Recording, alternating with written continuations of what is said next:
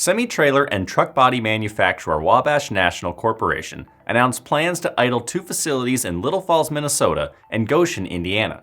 A Wabash SEC filing mentioned 56 job cuts in Minnesota and 214 in Indiana. WARN notices revealed that impacted positions will include maintenance and production coordinators, machine operators, assemblers, and welders, with the latter two accounting for 83 of the affected employees in Indiana.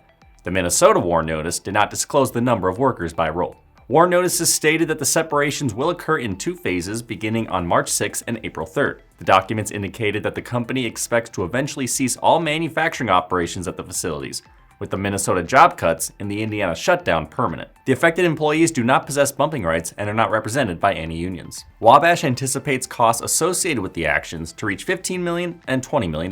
The announcements followed the company's Q3 2025 results, which noted about $382 million in net sales, a 17.8% decrease from the same period a year ago. It also reported $58 million in operating income, aided by a nearly $81 million reduction to a Q3 2024 charge related to a rear-end collision involving a tractor trailer that killed two people. Wabash added that its total backlog stood at approximately $829 million as of September 30th, citing customers taking a, quote, wait-and-see approach to capital spending.